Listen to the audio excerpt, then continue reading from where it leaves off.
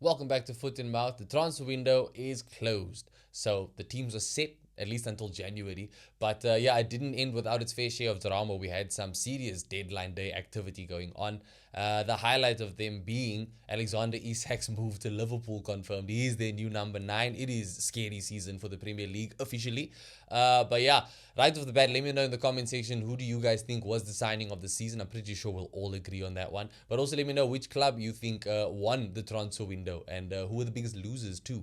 I think there's a lot to talk about. Today I'm just going to briefly go over my opinions on some of the club's business because there were some very interesting deals made. And I think it's going to make for a really interesting season, if we're being honest. A lot of clubs strengthened, but a lot of clubs did unfortunately also weaken. And I'm going to be giving my opinions, both good and bad, on those. You guys can do the same in the comments below. Give a rating out of 10 as I will do. And I'm also going to try and highlight the key signing for each of these clubs as I go through them. So I think it's only fair that we start with the biggest winners. And the top of my list in that category is Liverpool. I think a lot of people will agree there.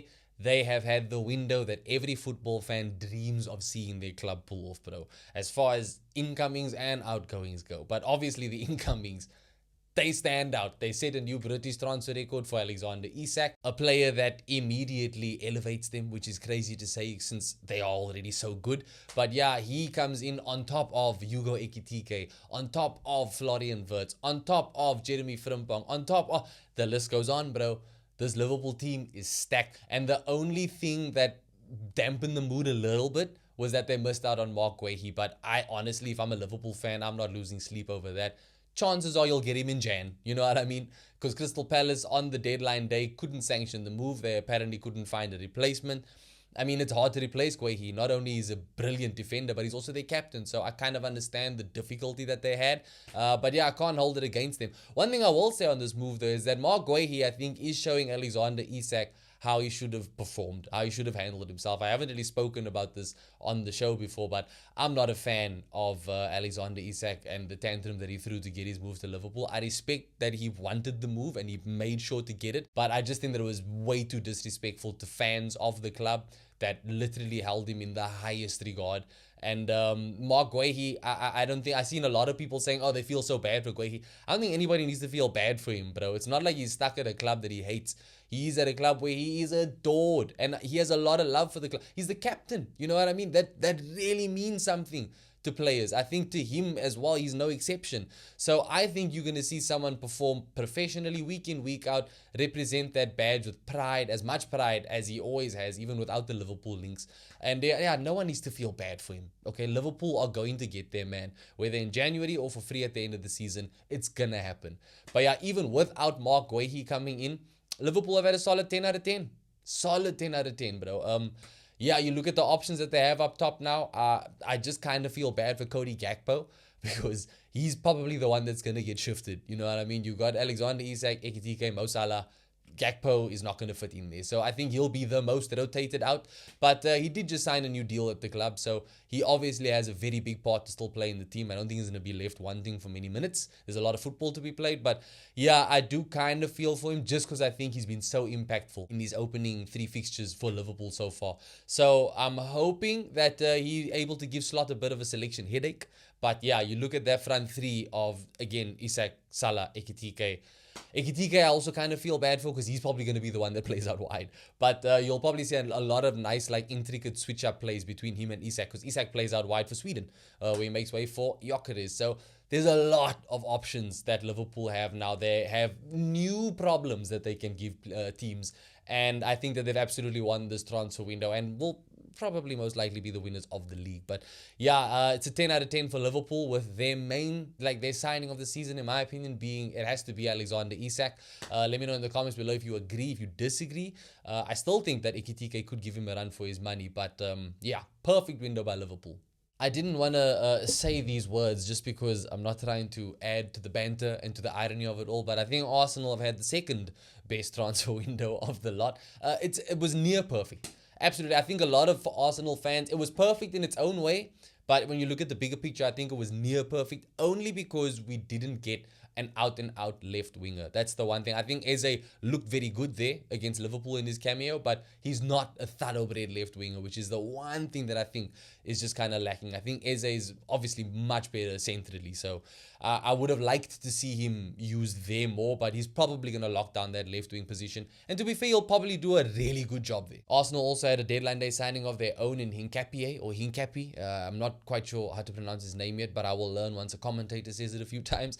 But yeah, very solid defender by all reports, by all accounts, coming from Bayern Leverkusen, which has, that team's just been absolutely torn apart to the point where their manager's been sacked. Erik ten Hag is on the market. Crazy that happened after 2 games. It's honestly, it's bizarre. But yeah, we're here to talk about transfers, and Arsenal have had, in every right of their own, they've had a world-class transfer window. I could just be being harsh here by saying that it's a 9 out of 10. But yeah, I shouldn't be too greedy. You know, we've done amazing business. We got 8 new signings. I think we strengthened the squad. I think we got an absolute gem in Martin Zubimendi, who's transformed our midfield. I think we've got an absolute gem in Mosquera, who, when Saliba went off injured against Liverpool, I was very worried. I mean, that's not a debut you want. Your debut's against Liverpool at Anfield. But he coped. Actually, he did more than cope. I think he did a very, very good job. He just had a genuinely good game. So I love it. I think that the players that we brought in make sense. I know people are going to raise eyebrows at how much money was spent on Madueke, but I think that in the handful of cameos we've seen so far, I do kind of think that he's justifying that fee already. I think it's only going to get better. So yeah, all in all, we got Victor Gyökeres. We got a striker. The one thing that Arsenal have needed for season after season after season, we finally got him. And not just any striker, but we got the most lethal man in Europe. And when you consider the fee we got him at and the prices of other players in this market, I think it was a really good deal to pull it off for that amount of money. So obviously the big question here is that is he going to work out? Is he going to hit the ground running soon enough? I think he will. I think the addition of Eze just makes that a lot more likely. And yeah, just the only place that Arsenal were really lacking is in the sales department. We are so bad at selling players. We got rid of a lot of players, but I say got rid, it's a bad choice of words. A lot of players left the club, but most of them were either free or contract ran up, or it's just a loan, which isn't fantastic. The actual money that we brought in, not great, you know, but we did make some sales, I suppose. And the loans are going to help where we save on wage costs. But all in all, we need to be doing so much better with sales, bruh. We need to be doing so much better with sales. But yeah, we at least saw some more activity on deadline day. Reece Nelson getting his move, and Zinchenko as well, which I didn't expect. I think a lot of people, all the reports were suggesting Zinchenko was set to stay, but he managed to get a loan move. It's good business by Arsenal. Like I said, 9 out of 10 is probably a bit harsh, but that's where I'm standing right now.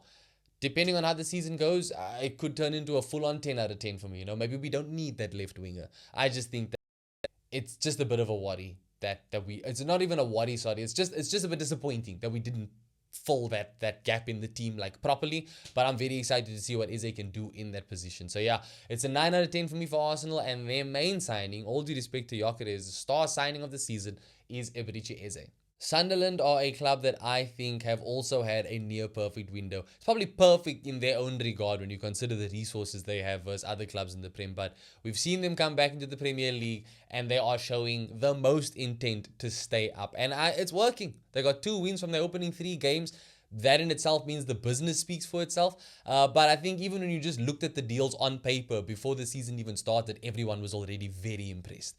I love Granit Xhaka at that club. Adingra joining is crazy. On deadline day, they signed Brian Brobby from Ajax. I think that's how you pronounce his name. Solid striker. They got Geertruida. I've got a lot of work on learning pronunciations this season. But yeah, the signings that they made, bro, from front to back, they are Premier League level. I genuinely believe that Sunderland, with their strongest 11, is better than most Premier League clubs this season. And they've all but guaranteed their safety, bro. I think they've done that and then some. They are going to finish above a few clubs, probably even Man United. It's a brilliant window for them by their own right. I'm also going to give this one a 9 out of 10 just because I'm not too familiar on the areas that they need to strengthen, but I guess it is a 10 out of 10 in its own regard. But yeah, I'm going to stick with a 9 out of 10 for them, with their signing of the season for me being Granit Xhaka. I don't think you can underestimate the influence that he's going to have in this team's Premier League run. As much as I hate to say this, I think Spurs have had a really good window. I know that it started out rocky. I know it kind of ended rocky as well. They never really had the luxury that they wanted of getting all their first targets.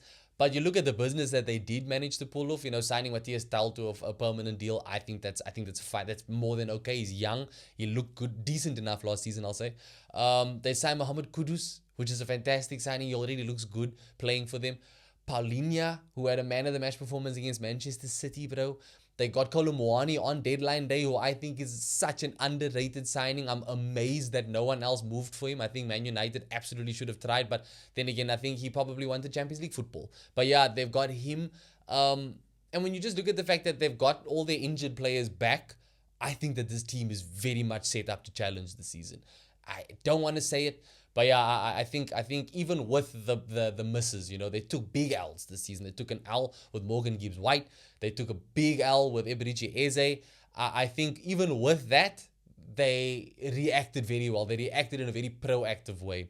And I think they can come out of this window very optimistic for how their season's going to go. I think that Spurs, I'm going to give it an 8 out of 10.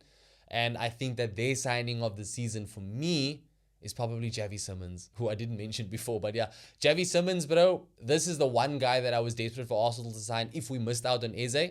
We got Eze, so I'm happy. Eze was my number one guy. But this dude was a very close second. And I think that it's gone very under the radar. But he is just going to be sensational. I think it's not going to be long before Spurs fans are saying James Maddison, who? And essentially, you guys have got your long-term James Maddison replacement sorted. Same with your Son replacement, long-term, sorted.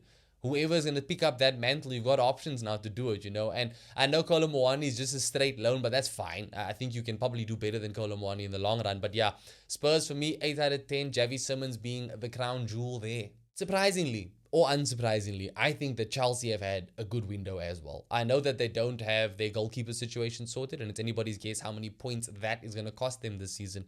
But purely from a sales perspective, Chelsea just had the most mad run of sales I think any of us have ever seen. I wouldn't be surprised if it's a new record for money made in a single transfer window. Just on that alone, that's a 10 out of 10. But obviously, we're looking at the full picture here. And I think that they made some good signings. I think that Delap was one of the bargains of the season. I think João Pedro is turning out to be such a signing for the. I'm literally getting more and more impressed with every week. Like him at Brighton, love him at Chelsea. Yeah, they obviously got Estevao, who is the most, or at least one of, I'm going to be a little bit biased towards my Arsenal boys here, but Estevao is one of the most exciting young talents that the league has ever seen. And he's already showing a lot of a real, good reason why there's all the excitement around him. I think that they've bought Gittins, he's going to need time, as will all these players.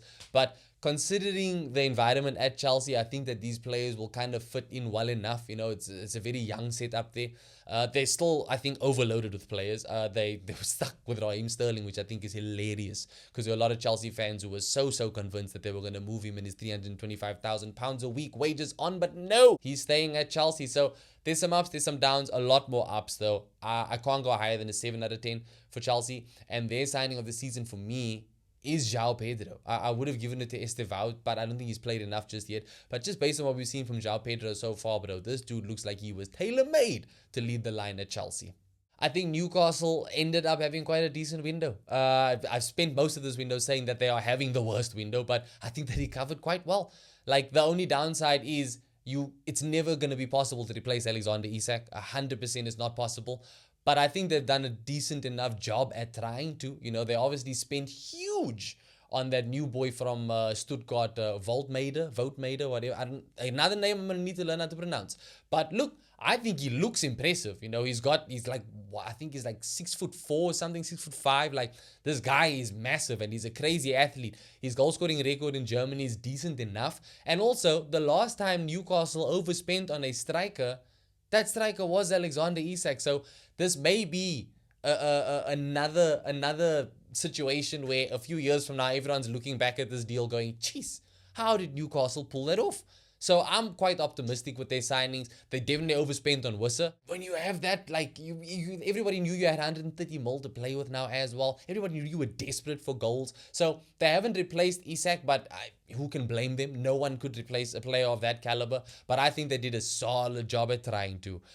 So yeah, I'm going to give Newcastle a 7 out of 10 as well, bro. I don't think that it's too harsh. I don't think that it's it's too crazy. They obviously still have a lot of problems going on there, but if their players can stay fit and these new players can actually integrate into the team, like, which I think they should. I think Eddie Howe's such a good manager. He'll probably be able to coach them into the team very easily.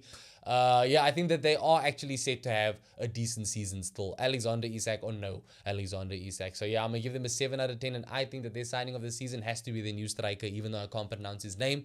When you spend close to 90 mil on someone, bro, he's clearly got something special about him. So I'm very curious to see how he gets on, and I may need to sneak him into my FPL early. Manchester United, for some reason, I think they had a good window. And I may be a bit biased because I love Benjamin Sesko and I'm a big fan of his. So I may be a bit biased there. I think he will be an absolute success at this club. But I think, honestly, genuinely, they've had a good window. They replaced the goalkeeper situation on the final day. They've added much needed goals to their team, which was literally, like I said, much needed. They completely lacked them last season. Mbuma already beat the 007 allegations. Cunha's unfortunately injured. But I think you look at everything else around that team and they at least are set to do better than last. The team is better. The team is better, which I think is the inherent goal of any transfer window. It's to come out better. Manchester United come out much better than they looked before this transfer window. So on that alone, they've had a decent window, bro. I'm not going to give it more than a 6 out of 10, to be fair. But yeah, I think they've had it's by no means a bad window. But yeah, it's still a lot of problems going on at that club, bro. Signings or no signings, that place is just, it's a problem. But yeah, 6 out of 10 is the highest I'll go, and I think that the signing of the season for me is probably going to be, I would have been Matheus Cunha, but he's absolutely going to be playing catch up now when he comes back from this injury, whenever that is. So I think I'm going to have to say that the signing of the season is, I'm not even going to be biased and say Sesko. I think it's the goalkeeper. Sen Lemens, if that's how you say his name, he has the hardest job in the world right now. But from all reports, he's a very good goalkeeper. It's the main position that Manchester United needed to strengthen after they added the goals. So, job done. Job done. It could work out. I think Emi Martinez would have been a better option just because he's Prem proven. But yeah, I think that has to go down as Man United signing of the season because he's the most important piece that they added. And then look, just some honorable mentions. I think Man City did decent despite how the league looks at the moment. I think the players that they added are good players. Players coming back from injury, Rodri, namely, once he gets back into the swing of things again, I think they'll be fine. I like the look of Reinders. Obviously sucks that Cherky got injured, but Oscar Bob is back from injury. So, screw it. Who needs Cherky at this point? Oscar Bob, by the way, that's my guy. I'm a big fan of his, so I'm happy to see him back from injury. But yeah, I think Man City did well. I think Crystal Palace did really well, just in the sense of they managed to hold on to Mark Guehi, but also they added Yeremi Pino to the team. That's another player that I've been a fan of. Very excited to see how he does in the Prem. I liked him in the La Liga. And yeah, I think again the Guehi thing, you can't overstate how important that is. And then I think Brighton as well. They bought a whole bunch of unknown players, which I think is the reason why it's a good window, and everybody's going to be keeping tabs on who they'll sell next for around 80-90 million pounds. Because yeah, Baliba was very linked with Man United, but I think United were kind of priced out of any realistic move for him right now. But you can kind of guarantee that he's going to move on for around 90 mil. And now they've got all these new anomalies in the team, bro. It's kind of a game of who will be next. Not all clubs had the same luck as the ones that I've mentioned already. Some of these clubs did not do nearly enough, in my opinion. And one of the clubs that I think is the most standout that didn't do enough is Aston Villa. I think they got decent money for Jacob Ramsey, but kind of some panic buy vibes going on deadline day, man. I like Harvey Elliott. I think Harvey Elliott makes a lot of sense. I think this is a deal that would have been worked on way before the deadline day itself. Like, him going to Villa just makes sense in general. But Lindelof, for me, a little bit of a panic buy. And Jadon Sancho, maybe they're just trying to get another, but like same luck that they had with Rashford. You know, Rashford did come into the team and he did make them play better. He did a decent job there. I just don't think that Sancho's that guy. I think we've already seen Sancho struggle in the Premier League at 2 different clubs now. I don't know what makes Unai Emery think that this is the club for him. Maybe he can turn him into a world beater again. I don't see it happening, in all honesty. But they did also at least get a new goalkeeper in, which is funny because Emi Martinez stayed after his grand farewell gesture last season. He's still at the club. It's probably the most awkward thing to have to deal with right now, because every week he's going to be on that bench, not starting, because Bizot is in. And yeah, it's not a good window in my opinion. Not a good window. I don't think that they come out looking particularly better than they were last season. They tried to bring Asensio back as well. That bombed. But yeah, all in all, not good enough by Villa. I think that this is going to hurt their chances. I'm going to give them a solid 5 out of 10. Just a 5 out of 10 window. Absolutely. I think their signing of the season here. Yeah, Harvey Elliott. Yeah, Harvey Elliott, signing of the season. I don't think he's going to transform them, but I think he's going to do a really good job there. Fulham literally just signed one guy, Kevin, from Shakhtar for like 40 mil. So not very impressive overall as far as windows go. I don't know how much work they needed to do, to be honest. Like, they're not exactly a team that have been down in the trenches. They've got some young players there that are going to get better. But just as far as transfer windows go, very underwhelming. But look, they at least strengthened in a position that they needed to strengthen in. And that may very well be the one position they needed to strengthen in. It was just very underwhelming in the transfer window where money was just being thrown around by pretty much everybody. But yeah, one signing, it makes their signing of the season easy to pick. It's Kevin. With a name like that, bro, why wouldn't it be? But yeah, he's an exciting player. He does, by all accounts, seem like an exciting player. And for that reason alone, I'm not going to say that it was a terrible window. I'll also give them a 5 out of 10. Purely because of the fact that I don't think the team needed that much work. They have a really good manager. And if they've strengthened the one place that they needed to strengthen, it seems like they've done it with at least a certain level, a certain degree of quality. Brentford absolutely had their work cut out for them. And I think that they failed in replacing what was lost. They've lost their captain with Norgard when he came to Arsenal. They lost Mbumo. They lost Wissa on the last day. It's not that they haven't made signings. I do like a lot of the signings that they made, to be fair, especially Omari Hutchinson. I think this dude's an absolutely underrated player who is going to shine a bit more at Brentford. But I don't think that Brentford have done themselves very many favors with the overall additions. I like the defender they bought, Kayade, but it's clear that he's going to need some time. Same with everyone that they bought, to be fair. But yeah, it's just, you look at the manager situation, you look at the players that they brought in, players that are going to need time, players that are young. I think that it's going to take too long before they find themselves in like a safe groove of things. And again, it's not really their fault. They had a lot to deal with, unfortunately. But yeah, is what it is. I think that this transfer window could have been and probably should have been a lot better for them, but they tried, and they brought in Reece Nelson on deadline day, he's got a late winner in him, so that may come in handy. I still rate Reece Nelson quite highly, so I'm excited to see him do well at Brentford. But yeah, I think overall, when you consider that they aren't necessarily a better team at all, considering the players they had and left, made good money for them. But yeah, I can't go higher than a 4 out of 10 for them. But I think that they have made a signing of the season in Omari Hutchinson. As much all due respect to Reece Nelson, I think Hutchinson is just, what a talent, bro. I'm still gutted that he left Arsenal. And then West Ham and Wolves just collectively, nope. I think they had the worst windows. I think you just see how West Ham season has started, and it's very clear that they had the worst window. Graham Potter's clearly leaning into defense. You know, you got a new goalkeeper, got some new defenders, but I don't think that he's done nearly enough in attack by adding Callum Wilson. And yeah, I just think that West Ham are in trouble, bro. Wolves were the club that I tipped to be relegated of the Premier League mainstays this season.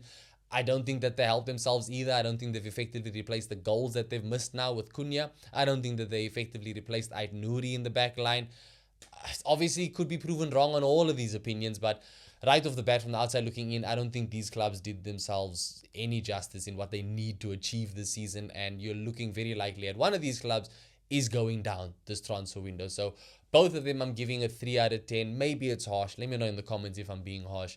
But yeah, West Ham, signing of the season. Look, I like Callum Wilson a lot, so I'll give it to Callum Wilson. And as far as Wolves is concerned, honestly, I don't even know. I honestly don't think that they had a standout signing. You know, at least they hung on to Strand Larsen. But yeah, I think Fabio Silva's going to be a big miss in the long run. But yeah, I can't pick a standout signing for Wolves, in all honesty. Let me know if you guys can. But yeah, that about does it for my review of the transfer window. It was the most exciting transfer window I think we've ever seen, purely from a perspective of money spent and like the type of high profile names that we saw moving. There was so much drama with strikers going on strike, as strikers do. And yeah, I just think it was a very fun transfer window and stressful. But yeah, it is done, it is dusted. Let me know in the comments below your guys' thoughts on it. Biggest winners, biggest losers, signing of the season, and who we think is going to flop, which I didn't even speak about now that I think about it. It's a pretty shit thing to talk about, to be fair. But yeah, I think that I don't think there's necessarily anybody that's going to be a flop. Now that I think that some players may just perform adequately, but I don't think that anybody is really, no one that I can think of at least is going to be a bit of a flop, which I guess is nice to say because you don't want to pick a flop. But yeah, I guess, something we can speak about, the bargain of the window. Who's the bargain of the window? I think Gyökeres is a bit of a bargain, but I still think value for money kind of leans towards Cherky still with Chelsea, with Man City. I think that Cherky, for that fee, for what you could get from this player, is insane. But yeah, Cherky, best value for money. That does it for this video. Thank you as always for watching, and if you did enjoy it, leave a like. I still got some stuff that I'm going to be bringing to the channel while the international break is on, so subscribe to the channel if you aren't already so you don't miss out on any of that, and I'll catch you guys in the next one.